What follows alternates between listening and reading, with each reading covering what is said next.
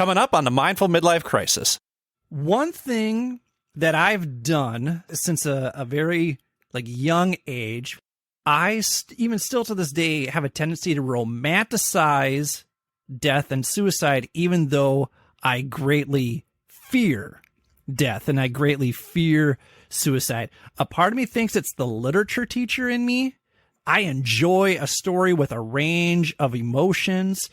And even though I am just terrified of the thought of a world in which I do not exist, I have significant FOMO. And if I think about the past when I didn't exist, or I think about a future in which I do not exist, I have severe anxiety attacks. Welcome to the Mindful Midlife Crisis, a podcast for people navigating the complexities and possibilities of life's second half. Join your hosts, Billy and Brian, a couple of average dudes who will serve as your armchair life coaches as we share our life experiences, both the good and the bad, in an effort to help us all better understand how we can enjoy and make the most of the life we have left to live in a more meaningful way. Take a deep breath, embrace the present, and journey with us through the Mindful Midlife Crisis.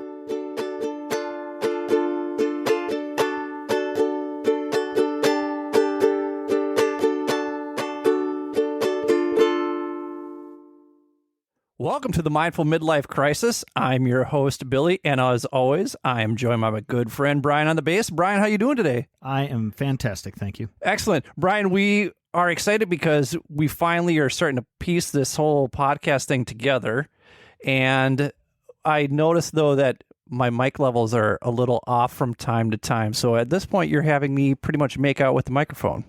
That's called technique.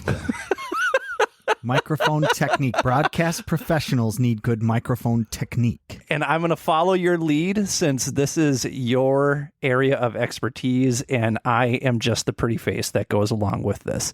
So thank you for coaching me along the way. I really appreciate that. See, I have a face for radio. It's made for radio. So I'm right where I should be. Ryan, you have two very big updates for us that we need to talk about. First, I want you to give us an update on science. Science, yeah. There was an interesting article I read this week that said our universe could possibly look like a black hole, like what a black hole looks like to us if you were looking at our universe from the outside. Basically, the implications are all black holes could be tiny universes, or big ones for that matter. Yeah, it's pretty mind-blowing, and it was an article just this week that was released. How do they prove this?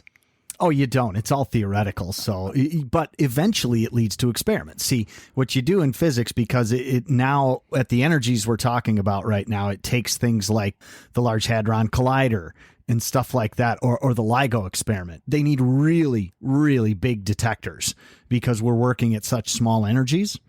So you develop the theory, you figure out how to test that theory, and at what energies you need to test it at, and then you build the big colliders and all, and that's how it starts.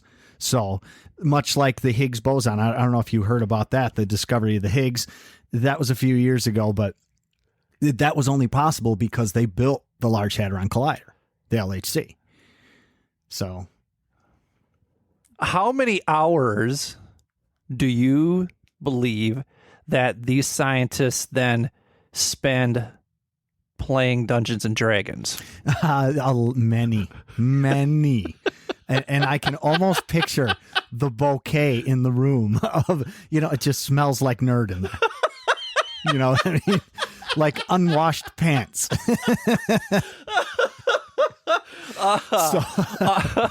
Unwashed pants and virginity. Yeah, that's about right. My apologies to all scientists out there, because one, it is sad in this day and age that science is not valued and appreciated like it should be. I feel like there's so much misinformation out there, and scientists are working hard really to further society and there are forces that stand in its way. So scientists, whatever you're doing, here's the thing. Scientists are probably the biggest studs and the baddest ass of women that are out there, because they are making advances to society that make my life and your life better. Only the stupid worship tattoo facers instead of the science. You know what I mean? Like, if your idols have tattoos on their faces and you don't like scientists, you're stupid. I'm sorry. I'm just going to say it. You're dumb. Here's the thing, though. So one person I hope isn't listening to our podcast then is Mike Tyson, because have you seen, he looks really good. Hey, I didn't disparage Mike Tyson. I think Mike Tyson is great. I think having tattoos on your face is fine. But if you admire somebody with tattoos on their face, you might want to reassess your priorities. Although I do admire Mike Tyson, but not as much as a scientist. Unless that scientist has a tattoo on his or her face. Well, that would be a conundrum. Find me one. Find me that guy. Find me. If you are a scientist out there who has a tattoo on your face, we would like to speak with you. Yeah. I mean, I want to know if that person exists, because I have not seen that, I don't think. And I would like whoever you are to bring your latest theory that you're working on and discuss it with Brian. And I will not say a word, because that's like, I got on my ACT, I got a 26 on the science part.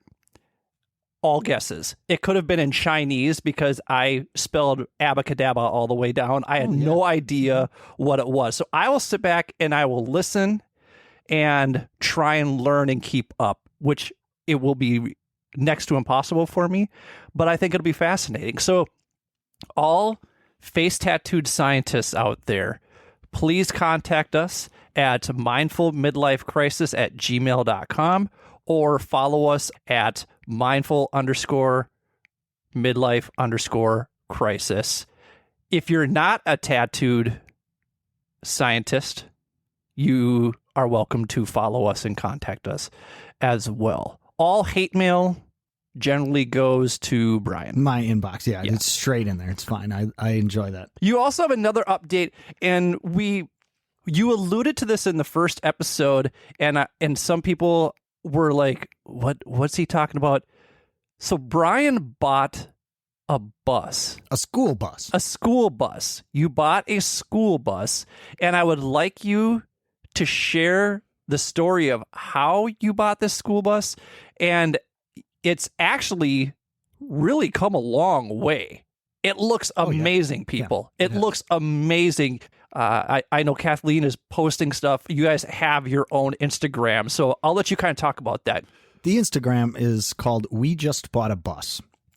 All one word? All one word. We Just Bought a Bus. So www.instagram.com/We Just Bought a Bus. How this came about, it was a Sunday evening, about 8 o'clock, and we had just put the kids to bed, my wife and I. And when you have 3 children, especially 3 young children, you just don't want to do anything after they go to bed. You're like, oh, I'm out. So I'm sitting there surfing on my phone, and I get emails from this auction service consistently. And I said, oh, what the heck? I'm just surfing around. I look at the auction service, and there's buses, and there was a lot of them. At this particular auction, they were auctioning off like 20 of them. And the price on the bus was $500. And it was a good bus. It was running. I look at it. I'm like, new tires, always been maintained, in good shape. All right. Well, everything looks good. $500. What the heck? I'll throw a little money at it. So I placed a $1,500 bid. I didn't tell my wife I was doing this because I figured there's no way I'm going to win this thing. There's no way. I'm like, $500. It's going to go for much, much more than that. I won it for $1,200, actually. That was a good price on the bus because I looked it up, and the equivalent, they were typically going for around, anywhere between $5,000 and $8,000. What? So yeah, just the bus itself. I could have turned it around, walked away. That probably would have been the smart thing to do, but I didn't do that because I'm not smart. I win the auction. Like, there was only a few minutes left on the auction when I placed my bid. It was like 10 minutes or something, right? And I win it. And I have to tell my wife that we bought a bus. So rather than, she was sitting right next to me, and rather than tell her and try to explain this, I texted her and I said, we just bought a bus. Wait, you're sitting right next to her? Yeah. And- Wait, like like you're on one cushion, she's on the next cushion. She was within like 20 feet of me though. Yeah. She was right downstairs with me. And I said, we just bought a bus. And then she comes over and she's like, what does your text mean? Did we really buy a bus? I said, yeah, we bought a bus.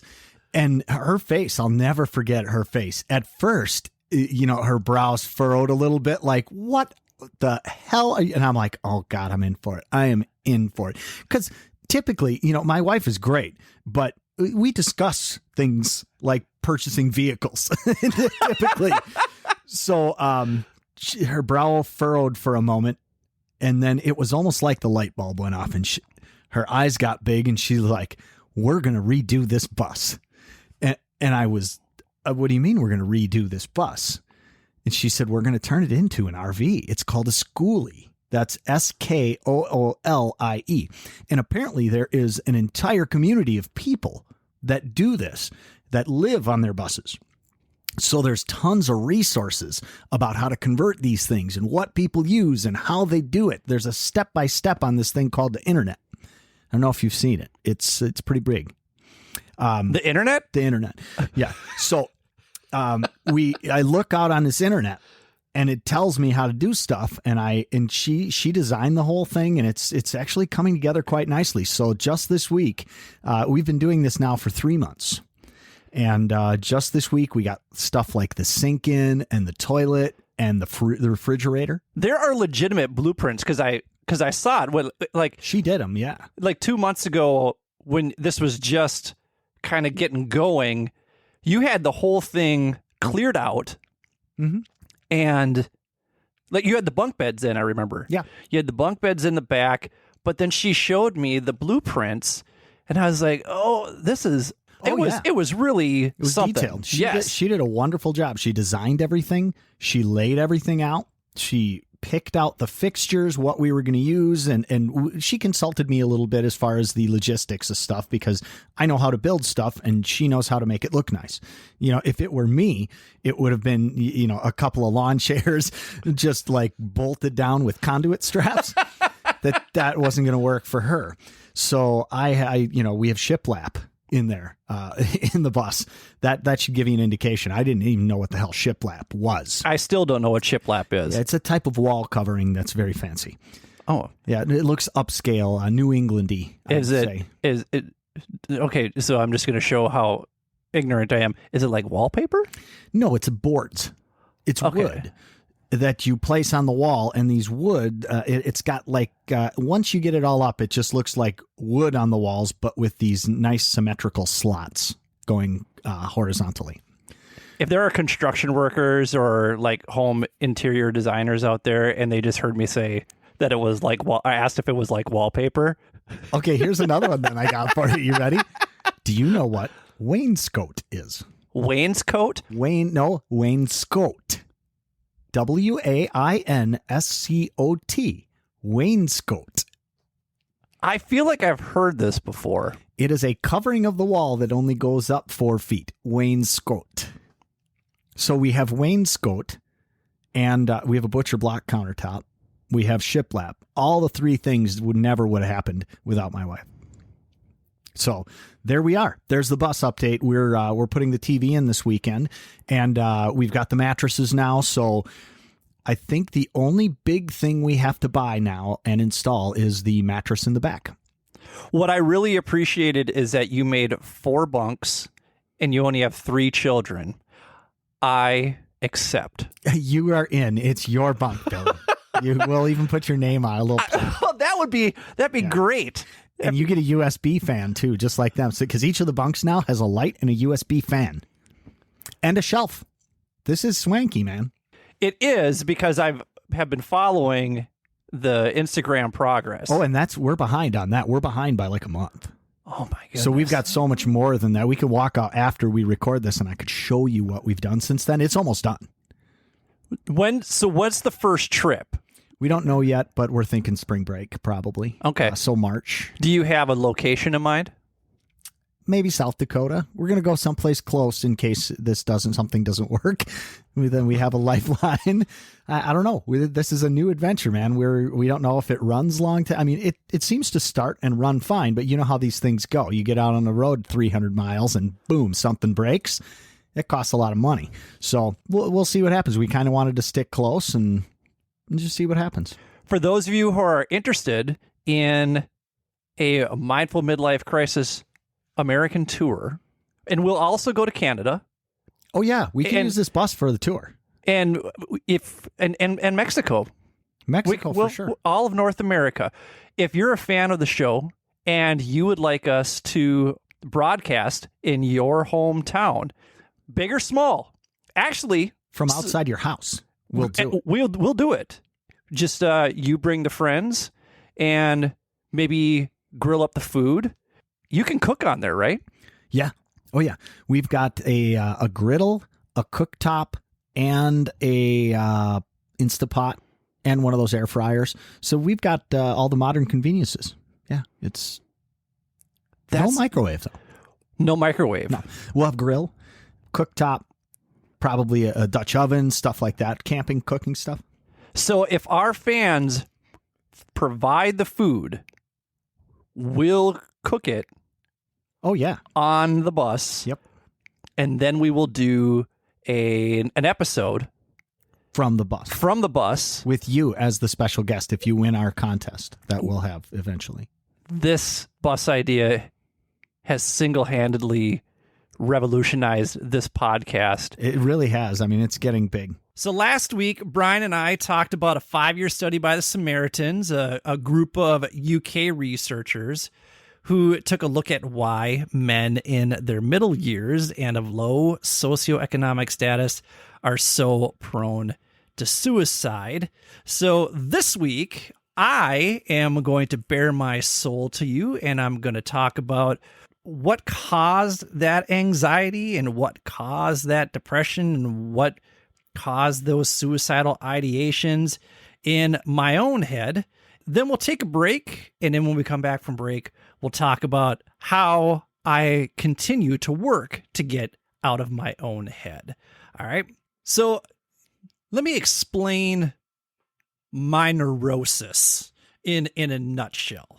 One thing that I've done since a very young age, usually probably around teenage age, I even still to this day have a tendency to romanticize death and suicide, even though I greatly fear death and I greatly fear suicide. A part of me thinks it's the literature teacher in me.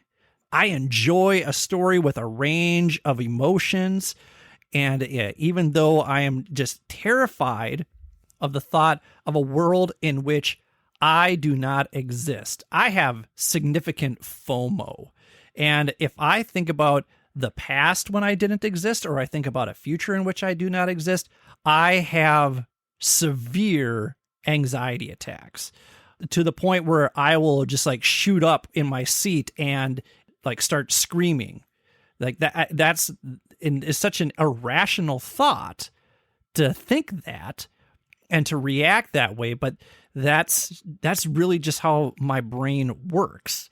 I'm somebody who has always preferred a tragic ending. I remember in college, I took a class called Naturalism and Realism, and if you've ever read literature from the naturalist and realist era, people die. Or either that or something terrible happens to them, and I don't know why, because I'm for the most part, I'm a pretty upbeat dude.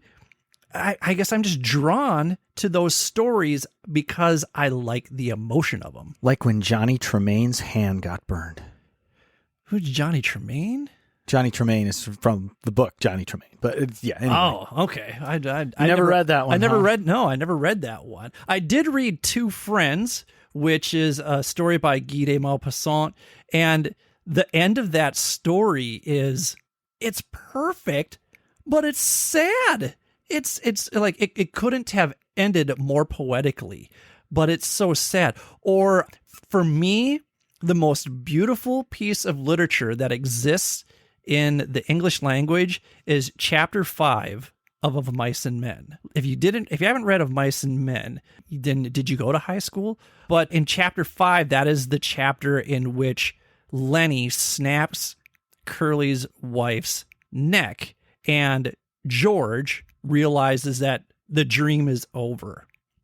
That's my favorite piece of literature in the English language. John Steinbeck has a way of doing that, though. The Pearl is the same way. It just rips your heart out. Yeah, and that's what I like. That's what I like in a story. I want my heart to be ripped out. I love Romeo and Juliet. They tell you in the first 14 lines what's going to happen. All right, then. What did you think of the 90s remake with Leonardo DiCaprio and what's her name? Claire Danes. I'll tell you exactly what I thought of it.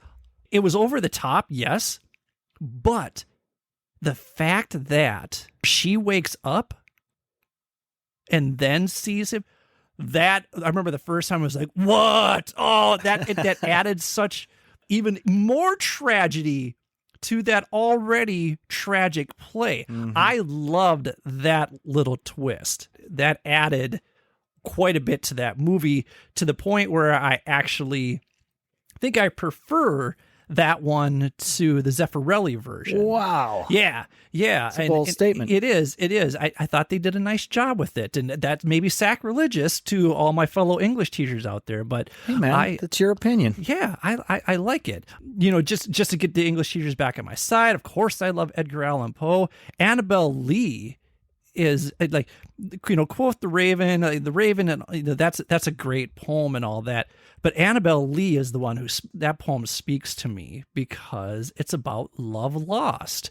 Songs like Pearl Jam's Black is about love lost. Songs like Immortality by Pearl Jam, I'm drawn towards that because it's Eddie Vedder coming to grips with the suicide of Kurt Cobain, right? And maybe that's the era in which we grew up, where our heroes died at a very young age. I'm drawn to Tragic Irony and Twist of Fate, the poem Incident in a Rose Garden.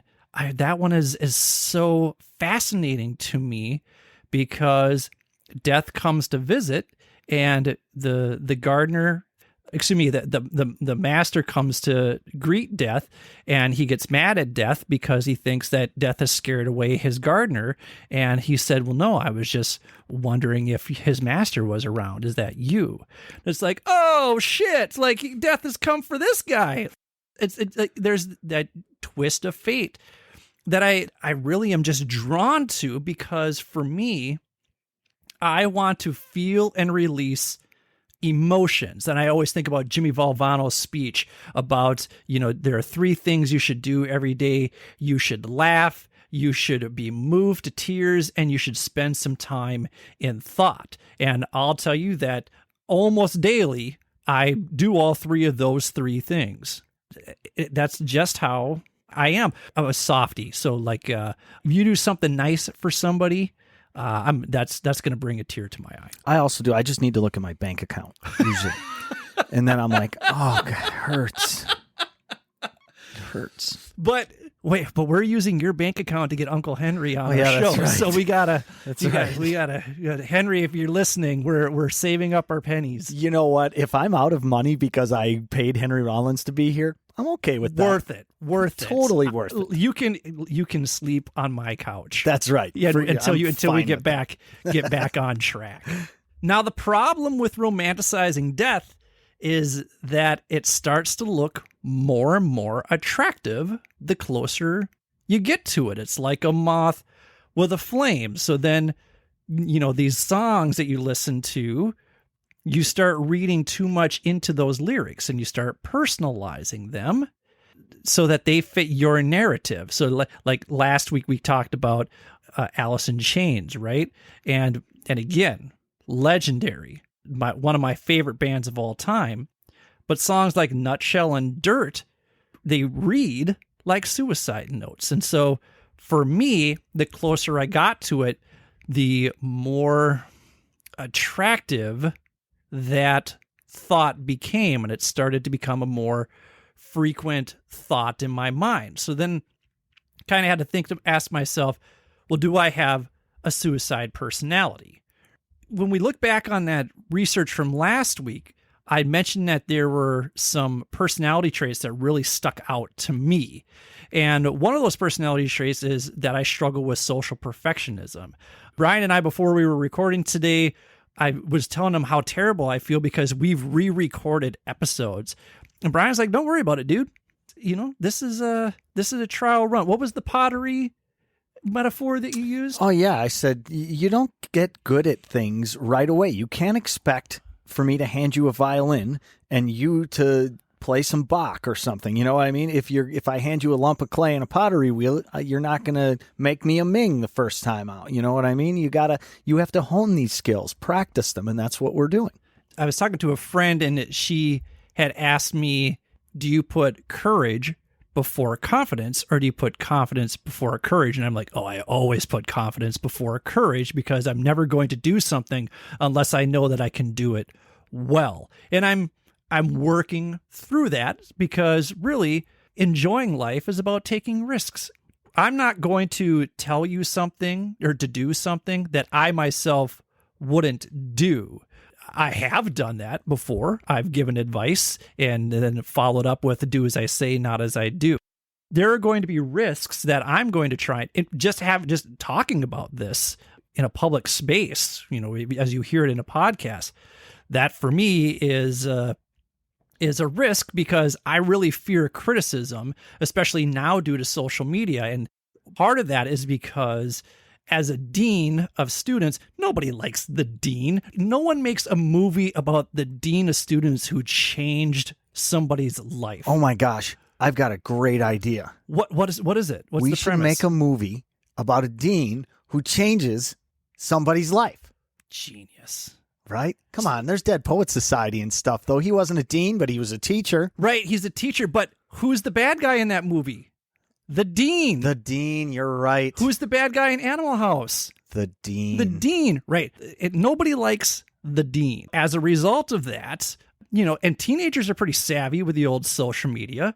So I am public enemy number one out there on social media. If you're trying to look for me on social media, that's not my account. I'm just telling you that now. If you type in my first and last name, that's not my account. Something tells me you're the cool dean, though. No, here's the thing. It's like this in all of my relationships.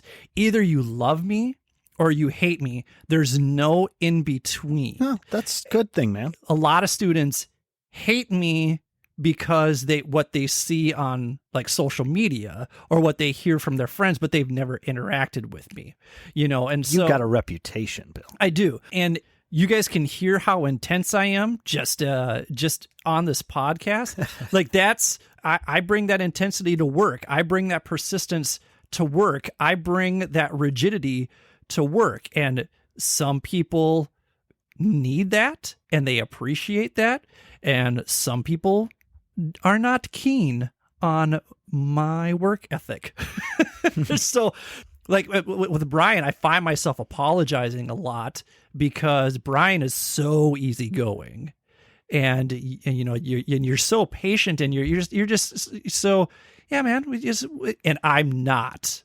That's something that I'm working on. For me, I'm my own worst critic. And my friend Stephanie, who talked about, do I put courage before confidence? She also, in hearing what I was saying, because she's trying to be a real life coach, not like us who we're just armchair life coaches. She's actually like going through a program to be a real life coach. What a sucker. Doesn't she know she could just start a podcast? Right. So we did the easy way. No payments, nothing, man. They're just like, hey. But she said, one thing I noticed about you is that you minimize your accomplishments and your abilities.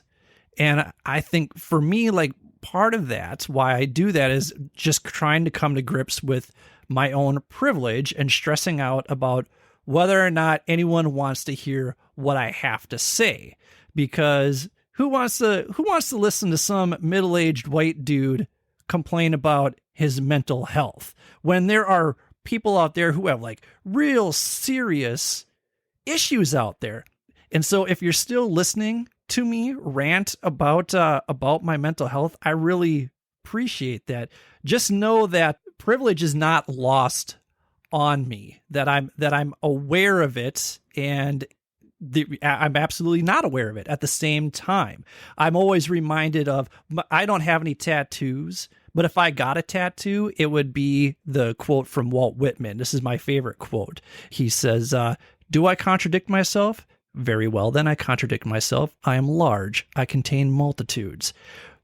That to me encapsulates who I am in a nutshell, because I have so many thoughts, and you'll hear me talk in circles sometimes, and then you'll say, well, 5 minutes ago you just said this, and now you're contradicting yourself. That's me, dude. That's what I do, because I ruminate often. I really struggle with shame and regret and looking back on my past indiscretions, and I beat myself up for it, and I overanalyze everything, and I struggle with paralysis by analysis. I have a tendency to lack positive thoughts about the future. Especially in the past, I'm much better at this now, and I see hope where I used to just have feelings of hopelessness and despair and loneliness and regret and shame. And I would ask myself, oh my God, am I ever going to not feel this way?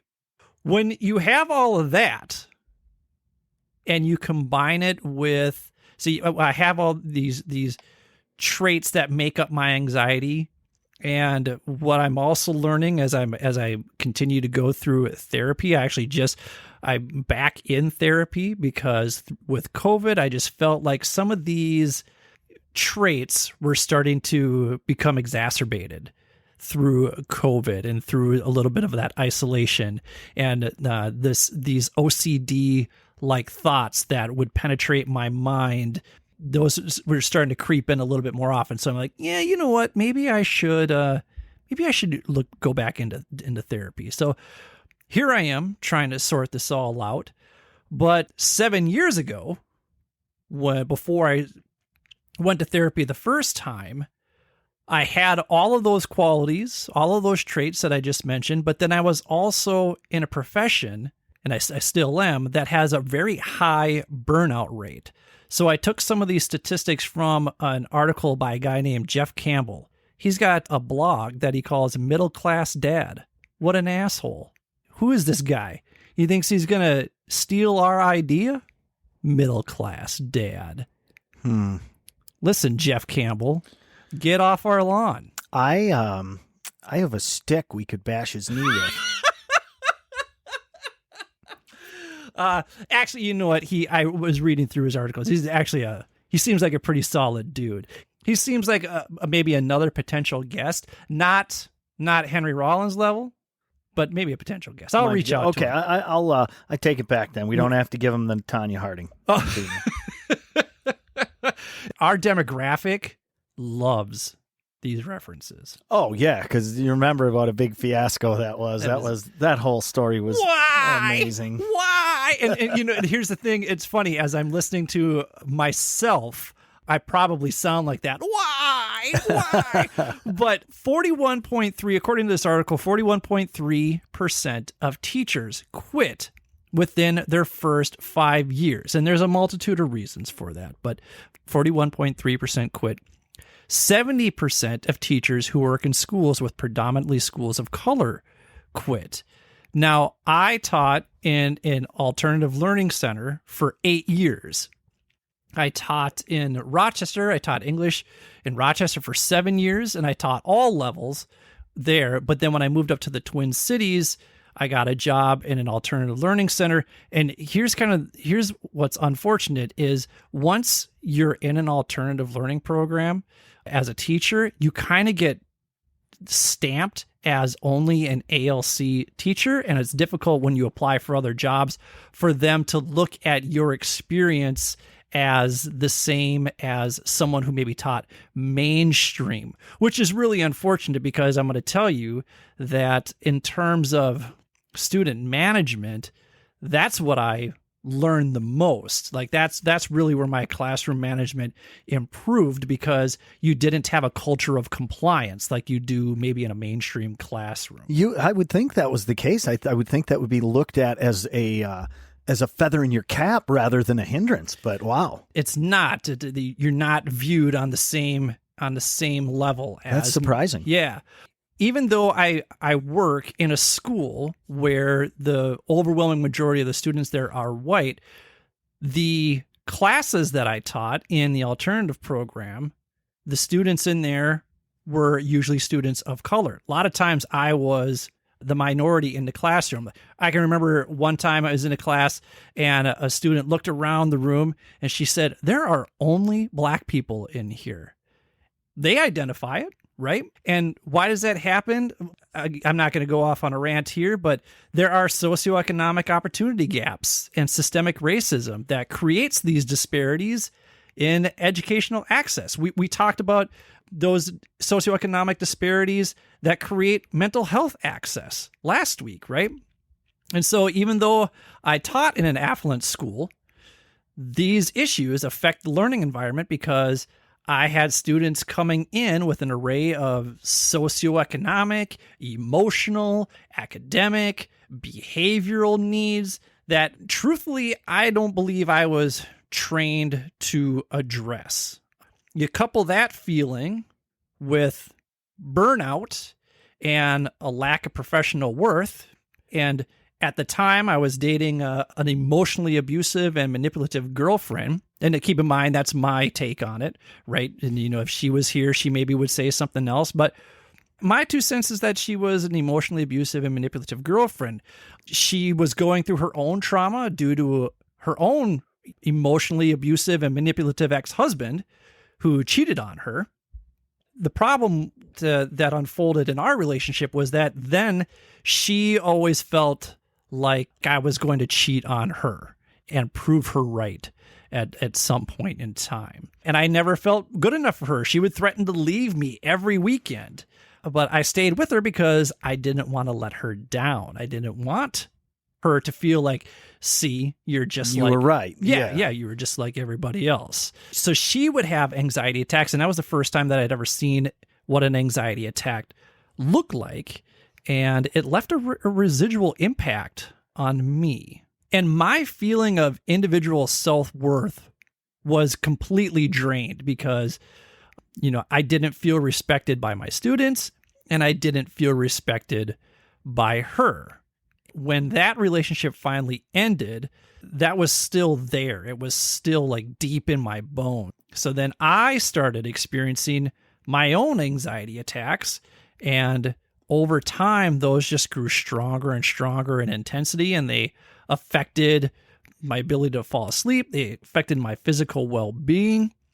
My stomach would twist and turn in knots. It felt like a boa constrictor was wrapping around me. I would breathe anxiously. I never felt like I could take a deep breath ever. And yet, somehow I moved on from that trauma, I guess, and started dating someone a year later. But what's frustrating with that is that she was a single mom and she didn't want to involve me in her son's life. And so after a year of dating, she said she didn't want to change the dynamic between her and her son. And so once again, I felt like I wasn't good enough.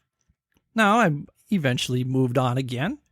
And 3 months later, I was dating a perfect 10. She was a perfect 10 in every possible way. But because I was so burned out from work and still fractured from those 2 previous relationships, I projected all of my anxieties and my insecurities and my inadequacies and my inferiority onto her to the point where she was just like, fuck it, I'm out. Like, I don't have to put up with this.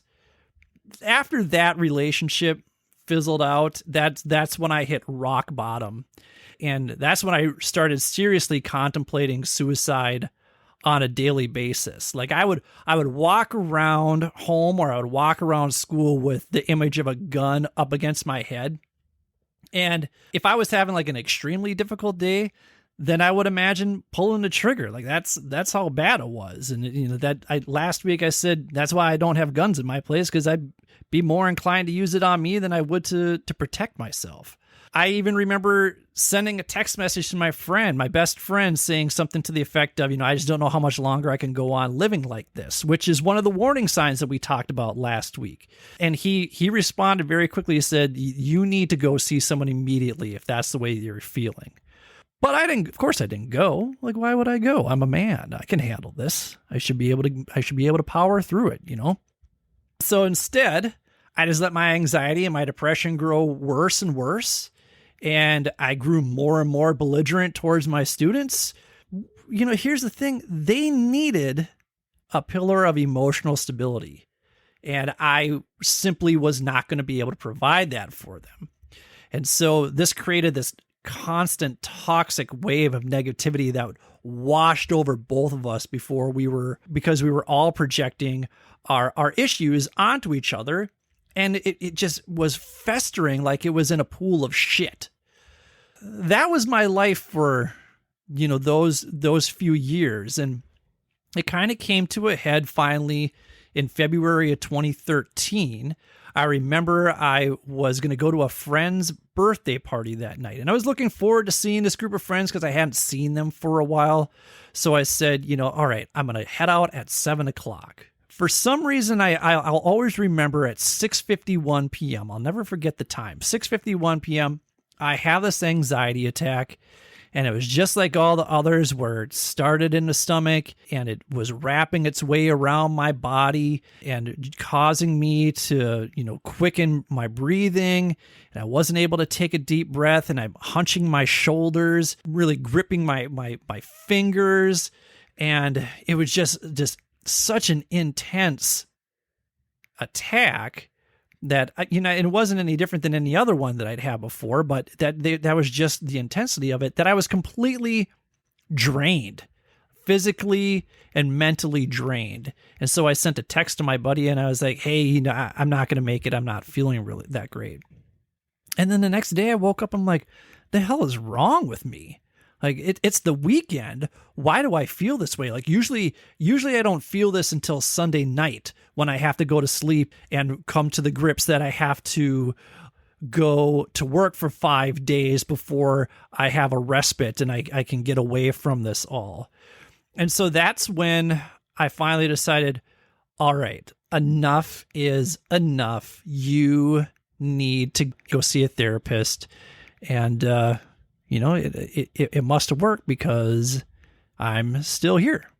And you feel better. I do. I feel better. So when we come back from the break, I'm going to tell you what that therapy experience was like and how mindfulness not only changed my life, but most likely saved it as well. You're listening to The Mindful Midlife Crisis. Thank you for listening to The Mindful Midlife Crisis.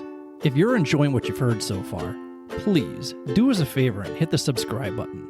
Also, giving our show a quick 5-star review with a few kind words helps us on our quest to reach the top of the podcast charts.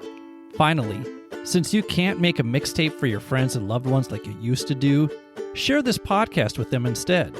We hope our experiences resonate with others and inspire people to live their best lives. Thanks again. And now, let's take a minute to be present with our breath. If you're listening somewhere safe and quiet, close your eyes and slowly inhale for 4, 3, 2, 1. Hold for 7, 6, 5, 4, 3, 2, 1. Slowly exhale for 8, 7, 6, 5, 4, 3, 2, 1. Let's do that one more time. Inhale for 4, 3, 2, 1. Hold for 7, 6, 5, 4, 3, 2, 1. Slowly exhale for 8, 7, 6, 5, 4, 3, 2, 1. Go ahead and open your eyes. You feel better? We certainly hope so.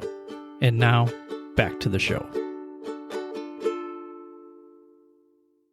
Welcome back to the Mindful Midlife Crisis.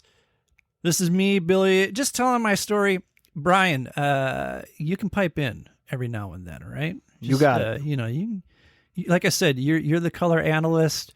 Really, you should be listening to my story and poking fun at me for When you're being... flowing, though, I don't want to interrupt your flow, man. I'm like you got Rakim. flow. Yep. You're Eric B. and I'm Rakim. That's right. I love those guys. The best. All right. As I mentioned before the break, I'm going to talk about now how mindfulness not only changed my life, but most likely saved it as well. So I'm fortunate enough that my best friend is Dr. Michael Collins, and Dr. Michael Collins has his PhD in forensic neuropsychology. Why didn't you try something a little harder? You know what's funny? I tell people this story all the time. His grade point average all the way from undergrad through grad school was a B, because he once had a teacher tell him, Mike, B's make PhDs. And from that point forward, he never stressed about getting perfect scores on his tests anymore. Really? So it just made it okay to get B's instead of straight A's, which everybody always seems to tout as the gold standard for an awesome student or valedictorian. Not to speak out of pocket here, but he once told me that he would actually do the math to see just how low of a score he could get on the final exam to still get a B in the class. That's very practical, though. I feel like, much like you, he and I are a good yin and yang, because where I am high intensity, high stress, high anxiety all the time, he is not. And in fact, I feel like oftentimes he is the source of my anxiety, and he knows how to push all of my buttons. But I love him. As good friends should do. Yes, I love him dearly. He actually pointed me in the right direction here, because where I live, there is a psychiatry office literally next door to my building. And I sent him a list of all the therapists that were there. And I said, listen, you know me well. I want you to go through this list of credentials. I want you to find the therapist that you think is going to best provide me with the mental health that I need. So he picked out a licensed social worker named Mindy Bendixson, and I clicked with Mindy right away. And I started working with her in February of 2013. We decided to meet twice a month, and we ended up meeting for 6 months. And at the end of that 6 months, I can't even tell you how much better I am going to tell you how much better I felt. The first thing I told her, though, was, listen, no meds, no pills. We're not doing any of that. That was a smart move. Smart move. And she said, nope, we're not going to do any of that. She said, I'm going to provide you with a skill set so that when you are feeling anxious and when you're feeling depressed, that you are able to self-talk your way out of it. And then I'm going to provide you with some skills so that if you do feel that way, you're going to feel them less intensely. I say it was a smart move because I've had some of those meds too, anti-anxiety meds, right after about the same time, I went the med route.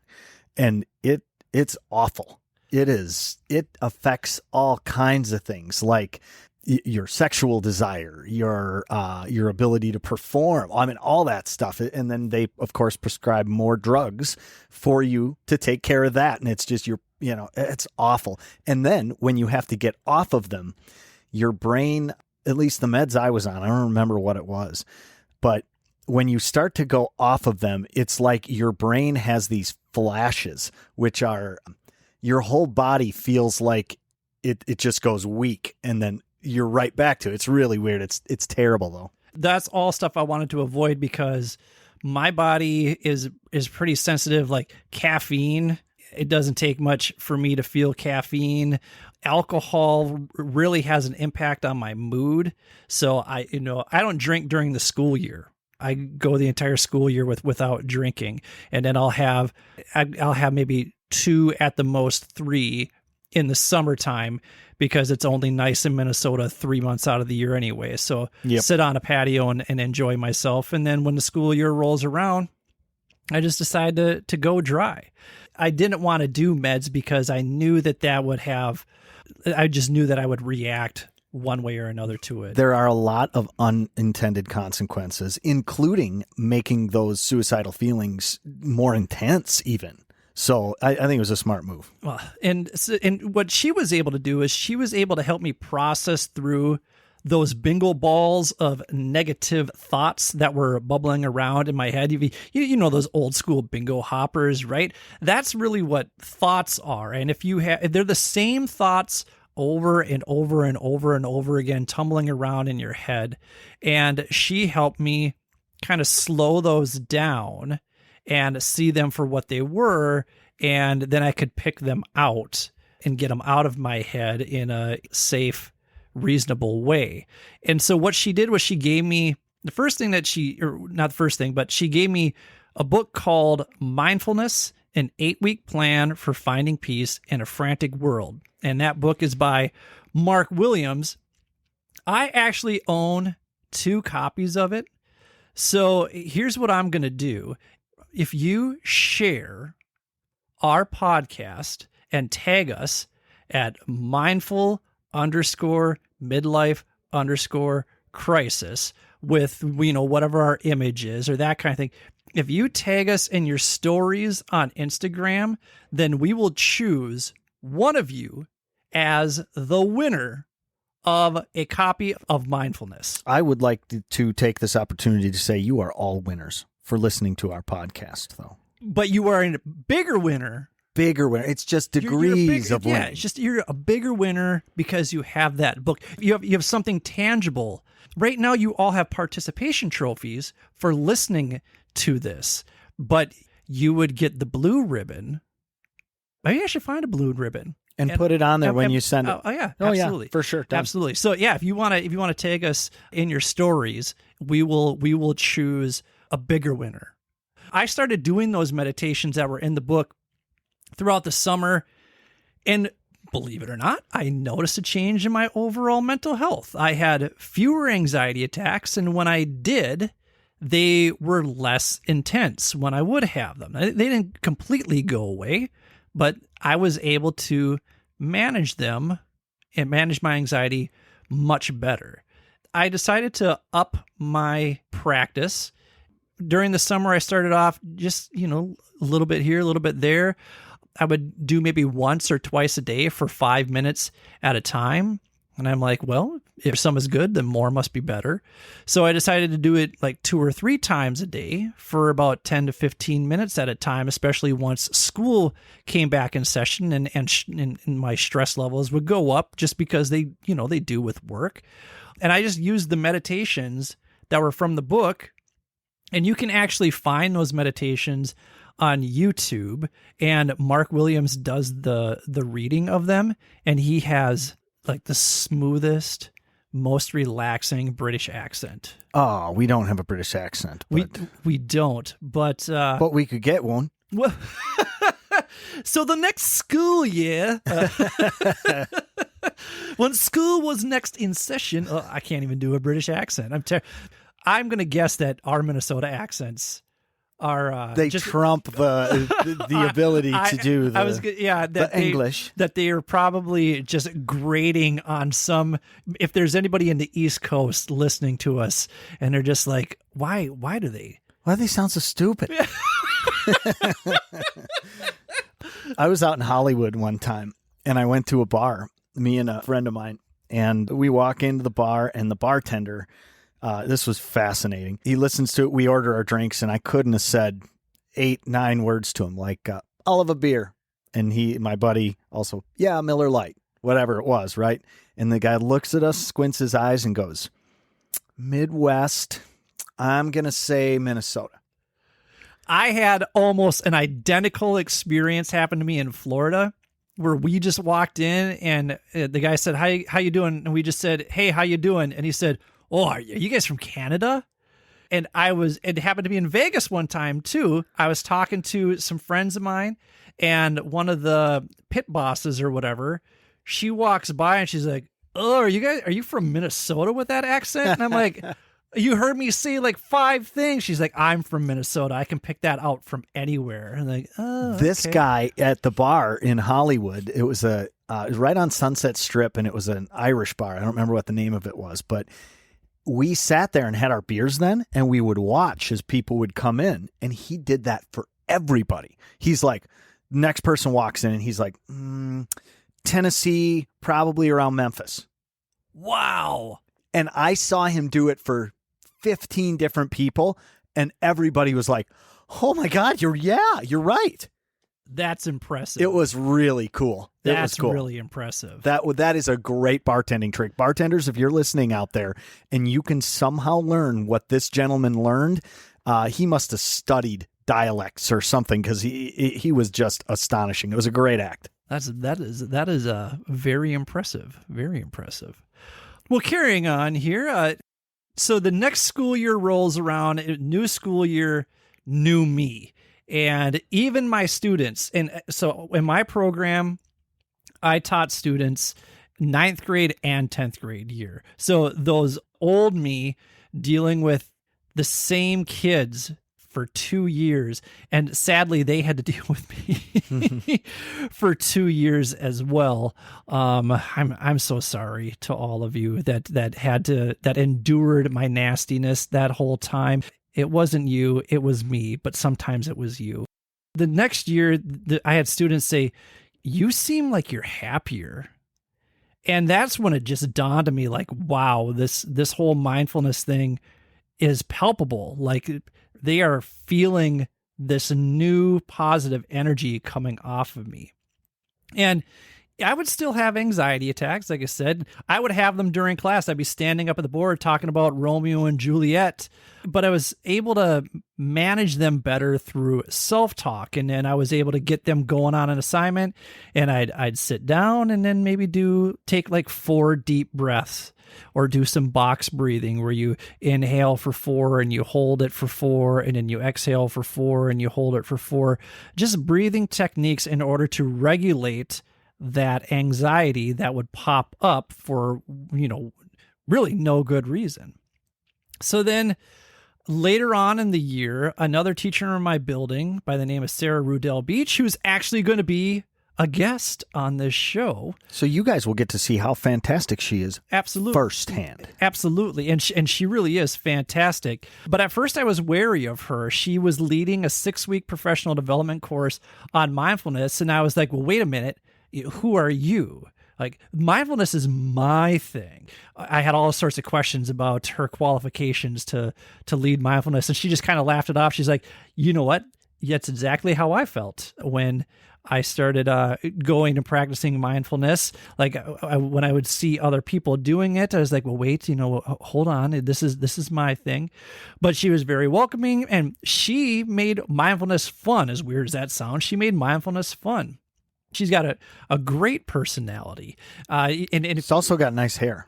does she have nice hair too? She does. We have a string of nice hair guests that we hope to have on this show. We have Luann Brizendine, who wrote the Male and Female Brain books. Malcolm Gladwell, absolutely. And you know what? Henry's got great hair too. He does. He's all gray. Remember when Henry, when he had black hair and then he had the white spot back here? Do you remember that? I don't remember that. Oh yeah, wow. He had, it was just like a gray dot in the back of his head when he first started going gray. It was symmetrical. It was unbelievable. Yet another unbelievable characteristic of Uncle Henry. It reminds me of that song by the Crash Test Dummies from the 90s called Do you remember the song Superman's Dead? Yeah. That was a great song. That was a good song. A lot of people make fun of Crash Test Dummies for that song. Go listen to Superman's Dead. That is a great. That's a good song. That's a great song. I love that song. It's the kind of song that makes you want to stop, breathe, and think. Just like the app I downloaded, Transition. Boom. Nailed it. Shot. Bullseye. So the Stop, Breathe, and Think app, and it's actually something that I still use to this day. And I began using their guided meditations every morning for about 5 to 10 minutes. And my recommendation is that if you're just getting into mindfulness, you're getting into meditation, I encourage you to do the guided meditations because they bring you back to what your intention and what your focus is. So I strongly encourage you to check those out. There are all sorts of them. I think Calm is another app that's out there. I use Stop, Breathe, and Think, but there are all sorts of apps that are out there, or you can just YouTube mindfulness meditation and you'll find thousands. So Sarah recommended then taking a course through Mindful Schools, and you can check out mindfulschools.org. So I took their just like their essentials class because I wanted to learn more about mindfulness. And so then I completed that. And then I thought, well, what else do they have to offer? So then I moved on to the Mindful Schools Mindful Educator course, which gave me the skills and knowledge to teach mindfulness in the classroom. And for me, this was really important because I felt compelled to pay this gift of mindfulness forward to whomever may need it. And I felt like it would be great to use in my class for students because my students were coming in. Remember, keep in mind, if I'm working in an alternative program, I've got students coming in who are hungry, who might be homeless, who are experiencing trauma one way or another. They live in constant fight, flight, or fright mode. And they're just in survival at all times. And it's no way to ever relax. And so I wanted to provide them an opportunity to just allow themselves to breathe and just be present with whatever it was that maybe they were feeling, and to teach them how to let that go. So we started doing many lessons on mindfulness in my classrooms, and some students responded really well to it, and others were very resistant to it. I mean, just like any other kind of lesson. Then I was hooked on it, and so I'm like, well, let me see how else I can get the word of mindfulness out to people. So I started leading mindfulness sessions with my staff in the morning. And then I kind of stepped into Sarah's role as a mindfulness class facilitator once she branched out to start her own mindfulness business. And good for her. She must have been good enough at it to make some money at it. And so she went to Mindful Schools, has a certification program for mindfulness instructors. And yeah, she has her own business, and we're going to let her promote the hell out of that next week because she has online courses available. It's called, if you want to go there now, it's called Brilliant Mindfulness.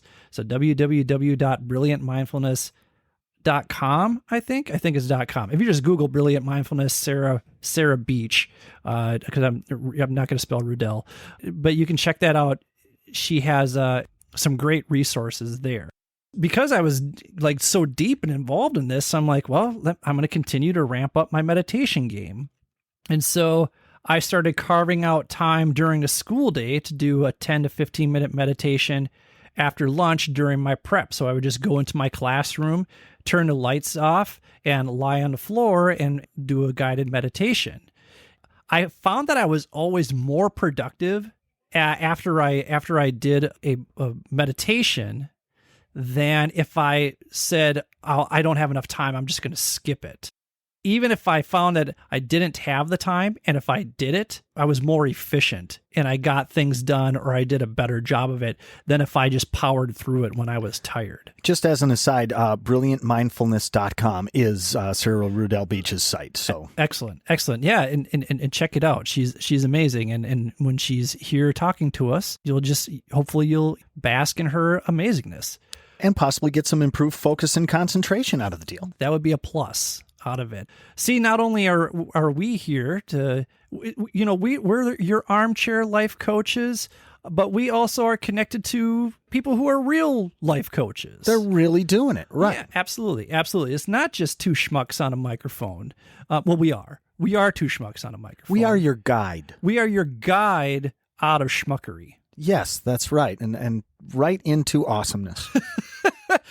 Speaking of which, have you yelled, "I am awesome" yet today. I have not. I have not done that. But you guys should do that right now. Just say, "I am awesome," like that. We're going to give you 5 seconds to yell out, "I am awesome." Ready? 5 seconds. All right. And hopefully you feel a little bit better. Hopefully you feel more awesome than you did before that. I would hope so. I'll tell you what made me feel awesome, king of transitions. Ha! I started seeking out conferences to give mindfulness presentations because I figured there were probably teachers out there like me who struggled with anxiety and depression and managing stress in a healthy way. I remember doing a presentation and I asked, what do you do to manage your stress? And a woman said, honestly, I have a glass of wine every night. And I said, all right, that's great.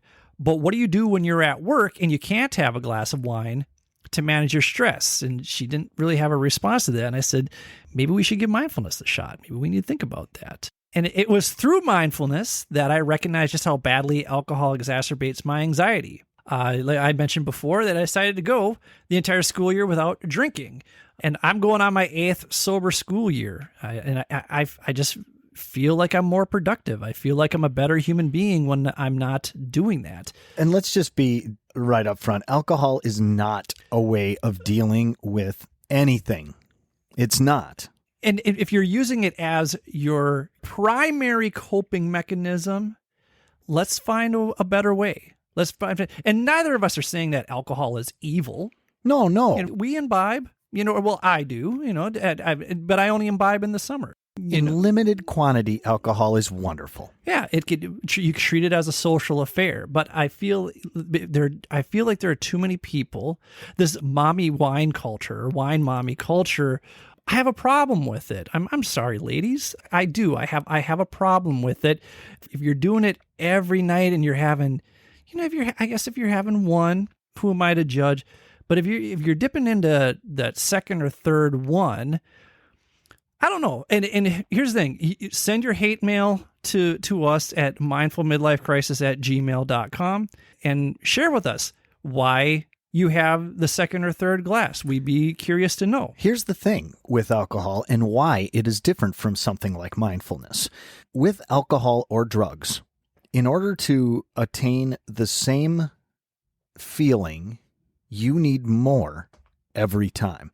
And the frequency, it feeds itself. So that's not a healthy way of dealing with it. It should be a treat and not a staple. If it's a staple, you're on your way to the wrong thing. It's never going to lead anywhere good. I like that. I like the idea that it's a treat, not a staple. And I think you look at it like chocolate, right? Right. If you ate chocolate all day, how would your body feel? It would feel crappy.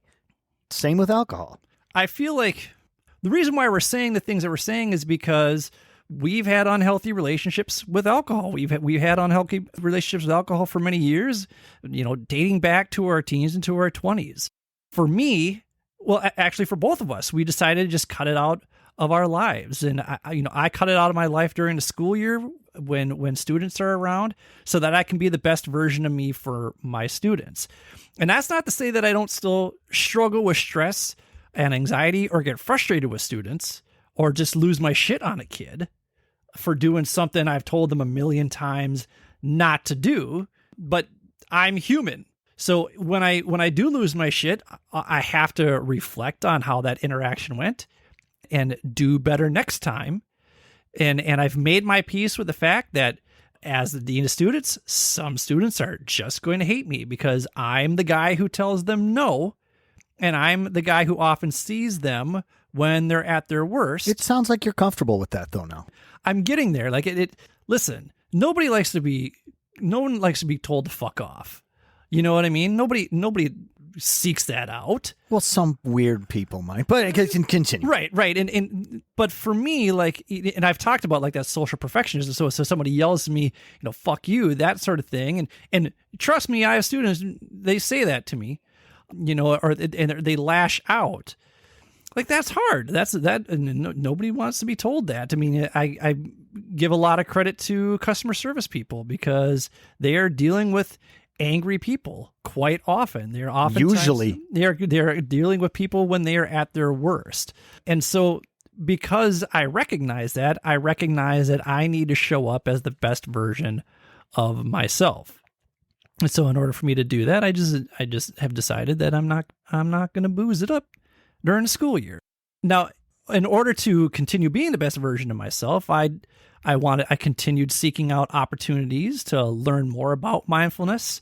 I attended a mindfulness retreat led by Sarah Rudell Beach and Mark Anderson, who is a Buddhist monk, and he has a foundation called the M2 Foundation over in St. Paul. And I will tell you, making a Buddhist monk laugh really is happiness. That is happiness. It was really a pleasure to work with Mark. He is in the top 1% of amazingly kind people on this earth. And so it was an honor to be part of that retreat with Mark and Sarah. And then it was another honor to attend a mindfulness conference led by the meditation master himself, John Kabat-Zinn, who is a former MIT student and UMass college professor, and he created mindfulness-based stress reduction. Anytime there's an acronym, that screams science to me. That's a big deal. And he actually was researching the effects of mindfulness-based stress reduction on people who were like me, right? They started out 40 years ago, 30 years ago, with just like a handful of published research, and now there's thousands of published research articles that show the benefits of mindfulness. And MBSR courses are offered all throughout the world. You could Google mindfulness-based stress reduction courses and most likely find something local. The U of M, University of Minnesota, they really do a lot with mindfulness-based stress reduction. So kudos to you, U of M. It'd be cooler if you had a D at the end of it, because that's where I went to school, University of Minnesota, Duluth, where the hills are steep. And the beer's cheap. Okay. But you're right. There is a lot of courses out there, Mindful Reader and Headspace and Udemy and From Within Wellness, lots of them. And so one of the tenets of mindfulness is gratitude. And it was important for me to go back to my therapist, Mindy, after being away for almost 2 years, just to say thank you for starting me down this path towards emotional healing through the gift of mindfulness. And whenever I start to dwell on those dark emotions, I'm reminded of a quote by my close personal friend, the one and only Eddie Vedder, who I've seen in concert 49 times with Pearl Jam in 9 different countries. And then I've seen Eddie do 2 solo acoustic shows too. So I mean, when you hang out with someone 51 times, you're friends, right? Oh, yeah, automatically. Yeah. Yeah, like I don't feel like it took us 51 times to hang out before we were friends. I feel like we bonded right away. So Ed, if you're out there, thanks for being a friend, man. Also standing offer, by the way, if he ever wants to come on the show, you're on. He's welcome to be here. Ed really puts a lot of thought into what he's trying to say. I just feel like he is always attempting to compose just the right words. And he found those words that resonated with me. This piece of advice came from Bruce Springsteen, but the way Ed put it was, that guy you used to be, he's still in the car. He'll always be in the car. Just don't let him drive. He might be shouting out directions, but whatever you do, don't let him get behind the wheel. And I am proud to say that I've kept this car from heading in the wrong direction or crashing for that matter for the last 7+ years. And so with that, we want to thank you again for tuning in and listening to us babble on about our stories. We hope that our stories resonate with you in some way, and we hope that you share our stories with those who may also connect with what we have to say. And for Brian, this is Billy. Thank you for listening to the Mindful Midlife Crisis. May you feel happy, healthy, and loved. Take care, friends.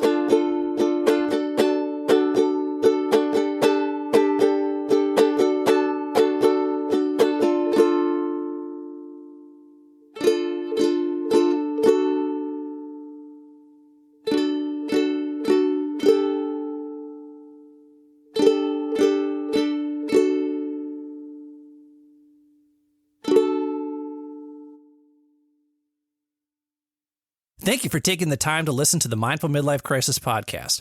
We hope you enjoyed this week's episode. If this episode resonates with you, please share it with your family and friends. We will do our best to put out new content every Wednesday to get you over the midweek hump. If you want episodes to be downloaded automatically to your phone each week, all you need to do is hit the checkmark, subscribe, like, or follow button, depending on what podcast format you're using. While you're at it, feel free to leave our show a quick 5-star review with a few kind words so more people like you can easily find our show. If you're really enjoying the show and you want to help us out, feel free to make a donation to www.buymeacoffee.com/MMC podcast. That's www.buymeacoffee.com/MMC podcast. You can also access the link in our show notes. We use the money from these donations to pay whatever expenses we incur from producing the show, but ultimately, we record this show for you. So if you keep listening, we'll keep recording and releasing new episodes each week regardless. If you'd like to contact us, or if you have suggestions about what you'd like us to discuss on future episodes, feel free to email us at mindfulmidlifecrisis@gmail.com or follow us on Instagram at mindful_midlife_crisis. Be sure to check out the show notes for links to the articles and resources we reference throughout the show. Thanks again for listening. May you feel happy, healthy, and loved.